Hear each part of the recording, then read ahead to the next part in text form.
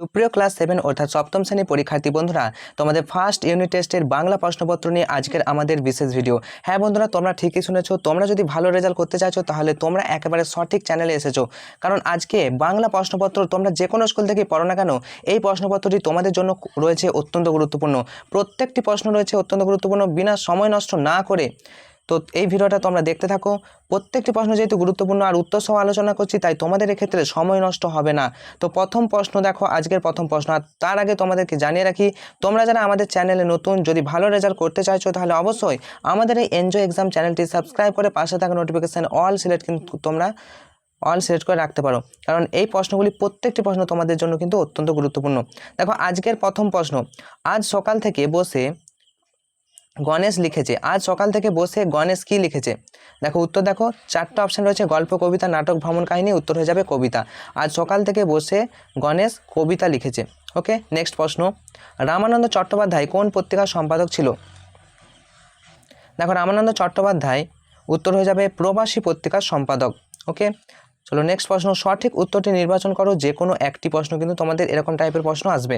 দেখো প্রথম প্রশ্ন কি বলছে, দৈবের বশে জীব তারা কোথায় খসে? দৈবের বশে জীব তারা, চারটা অপশন তোমরা দেখতে পাচ্ছ, উত্তর হয়ে যাচ্ছে প্রবাসে। দৈবের বশে জীব তারা যদি খসে তাহলে উত্তর হয়ে যাবে প্রবাসে। পরের প্রশ্ন, তাই তো সহস্র পাখির ড্যাশ আজ দিগন্ত মুখর। উত্তর কি হবে? চারটা অপশন তোমরা দেখতে পাচ্ছ, ডাকে, গানে, কলতানে, ধ্বনিতে। উত্তর হয়ে যাবে কলতানে। তাই তো সহস্র পাখির কলতানে আজ দিগন্ত মুখর, অর্থাৎ লাইন তোলা কোশ্চেন। তোমরা কবিতাগুলো ভালো করে দেখে যাবে। এরপর দেখো তিনের দাগ, সঠিক উত্তরটি নির্বাচন করো। যে কোনো দুটি তোমাদের করতে হবে। প্রথম দেখো, নিচের কোনটি তদ্ভব শব্দ? কোনটি তদ্ভব শব্দ? দেখো নিচে কোনটি তদ্ভব শব্দ? উত্তর হয়ে যাবে, চারটা অপশন রয়েছে, উত্তর হয়ে যাবে কাজ। কাজ একটি তদ্ভব শব্দ। নেক্সট প্রশ্ন, চা, চিনি, লুচি এই শব্দগুলি কোন ভাষা থেকে এসেছে? দেখো চা, চিনি, লুচি এই শব্দগুলি কিন্তু চীনা ভাষা থেকে এসেছে, অর্থাৎ অপশন নাম্বার ঘ is the correct answer. Next, বাবা কোন দেশীয় শব্দ? বাবা এটি কোন দেশীয় শব্দ? এটি হচ্ছে তুর্কি দেশীয় শব্দ, অর্থাৎ অপশন নাম্বার খ ইজ দ্য কারেক্ট অ্যান্সার। বাবা এটি তুর্কি দেশীয় শব্দ। নেক্সট কোশ্চেন, 4 নম্বর প্রশ্ন, নিচে যে কোনো একটি প্রশ্নের উত্তর দাও।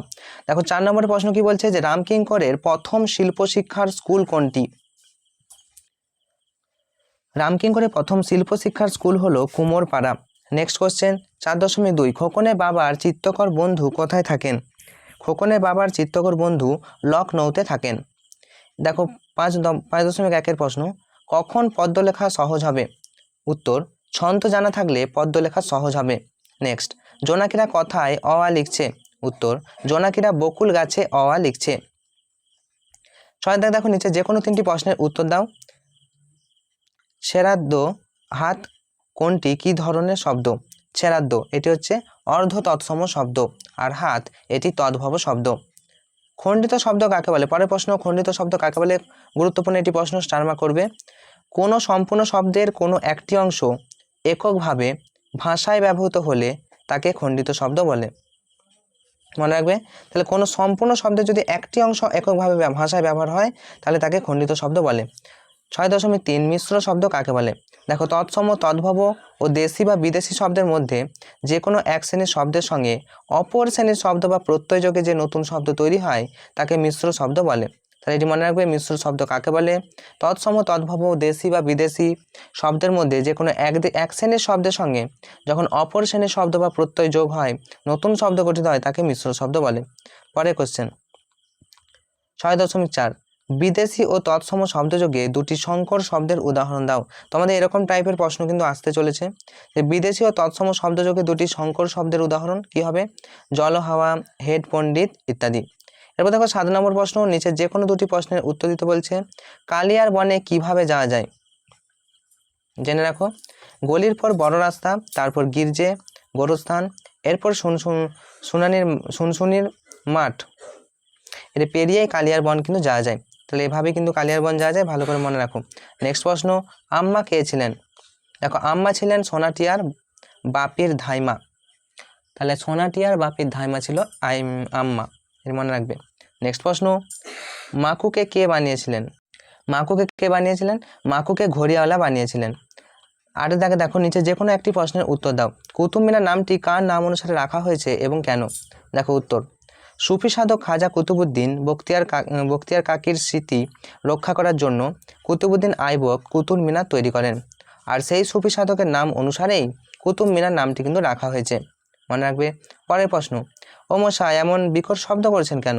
কার উদ্দেশ্যে কারা কথা বলেছিল? কোন কাজকে তারা বিকট শব্দ বলে মনে করেছিল? উত্তর দেখো, এটি পাগলা গণেশ থেকে নেওয়া হয়েছে। তাহলে পাগলা গণেশের উদ্দেশ্যে একথা বলা হয়েছে। আকাশপথে তিব্বতের রাজধানী লাসা থেকে পাকিস্তানের রাজধানী ইসলামাবাদ যাওয়ার সময় দুজন পাখাওয়ালা লোক হিমালয়ের উপর নেমে এসে একথা বলেছিল। পরের প্রশ্ন কি ছিল, যে কোন কাজকে তারা বিকট শব্দ বলে মনে করেছে? উত্তর দেখো, পাগলা গণেশের গলা ছেড়ে গান গাওয়াকে তারা বিকট শব্দ বলে মনে করেছে। 9 প্রশ্ন 9.1 বলছে, এ মিনতি করি পদে কবি কার কাছে কি প্রার্থনা জানিয়েছেন? উত্তর দেখো, কবি মাইকেল মধুসূদন দত্ত জন্মভূমি মায়ের কাছে জনসাধারণের স্মৃতিতে অমর হয়ে থাকার প্রার্থনা জানিয়েছেন। জীবনে চলার পথে কবি যদি কোনো ভুল করেন, তাহলে জন্মভূমি মায়ের হৃদয় থেকে কবির নাম যেন মুছে না যায়, এজন্যই কবি বলেছেন এ মিনতি করি পদে। পরের প্রশ্ন 9.2 মাতৃভাষা কবিতায় কবি মাতৃভাষার কাছে ফিরে আসাকে কোন কোন বিষয়ের সাহায্যে স্পষ্ট করেছেন? দেখো, কবি মাতৃভাষার কাছে ফিরে আসার ঘটনাটাকে পিঁপড়ে তার গর্তে যেভাবে ফিরে, কাঠঠোকরা পাখির তার বাসায় ফিরে আসা এবং বিমানবন্দরে ফিরে আসার ঘটনার সাহায্যেই তুলে ধরেছেন। বাংলা বিষয়ের প্রতিটি প্রশ্ন ছিল তোমাদের খুবই গুরুত্বপূর্ণ। প্রতিটি গদ্য পদ্য এবং যে তোমাদের সহায়ক পাঠ রয়েছে সেটা কিন্তু ভালো করে তোমরা পরীক্ষার আগে দেখে যাবে। আমরা আশা রাখছি আরেকটি ভিডিও তোমাদের বাংলা নিয়ে আনবো, আর একটা সেট, তো সেটাও তোমরা দেখবে। ক্লাস 7 তোমাদের আলাদা করে একটা প্লেলিস্ট বানিয়ে দিচ্ছি। তো প্রত্যেকটি প্রশ্ন বাংলা, ইংরেজি, ইতিহাস, ভূগোল, জীবনবিজ্ঞান, ভৌতবিজ্ঞান, অঙ্ক সব বিষয়ের ভিডিও পেতে অবশ্যই চ্যানেলটি সাবস্ক্রাইব করে রাখো। তোমাদের সামনে পরীক্ষা রয়েছে, আমরা প্রশ্নপত্র সব স্কুল থেকে সংগ্রহ করছি এবং তোমাদেরকে ভিডিওর মাধ্যমে জানিয়ে দেবো। ওকে, তো তোমাদের পরীক্ষা ভালো হবে এই শুভকামনা জানিয়ে আজকের মতো ভিডিওটা এখানেই শেষ করব। এর পরবর্তীতে আমরা দ্বিতীয় সেট নিয়ে আলোচনা করব।